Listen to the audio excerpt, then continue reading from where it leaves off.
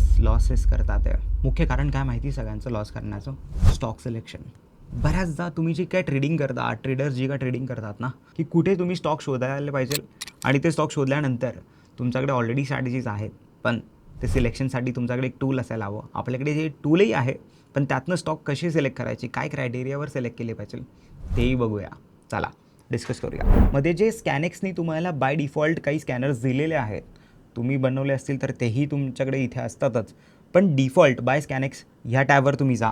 इथे गेल्यानंतर वरती बघा तुम्हाला इथे fundamental, technical, intraday, price and volume आणि कॅन्डलस्टिक्स एवढ्या 5 पद्धतींनी तुम्ही स्टॉक्स सिलेक्ट करू शकतात. आता आपण 2 गोष्टींवर जास्त महत्त्व देतोय. तुम्हाला या लिस्टमध्ये भेटतील सगळे मोमेंटमचे स्टॉक.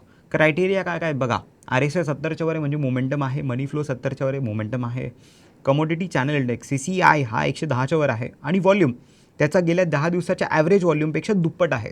प्राईस 10 EMAच्या वरती पण आहे आणि या सगळ्या क्रायटेरिया याच्यात ऑलरेडी फिट आहेत. तुम्हाला काही क्रायटेरिया एडिट करायचे असतील तुम्ही एडिट करून ते स्टॉक सिलेक्ट करू शकतात.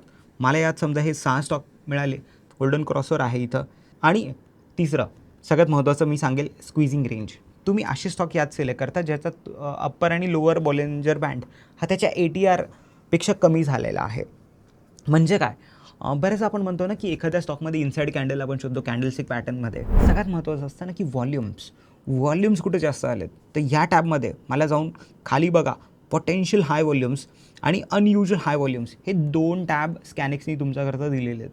मला असे स्टॉक्स इंट्राडे करता सिलेक्ट करायचे आहेत ज्यांच्यात आज खूप चांगला व्हॉल्यूम झाला आहे.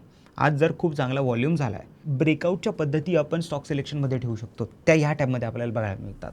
ब्रेकआउटमध्ये खूप पॉप्युलर पद्धत आहे 52 वीक हाय ब्रेकआउट. म्हणजे मागच्या 1 वर्षाचा हाय ब्रेक झाला आहे. आपण एक चांगला ट्रेडर बनू शकतो, आपल्या PNLमध्ये खूप मोठा इम्पॅक्ट आणू शकतो.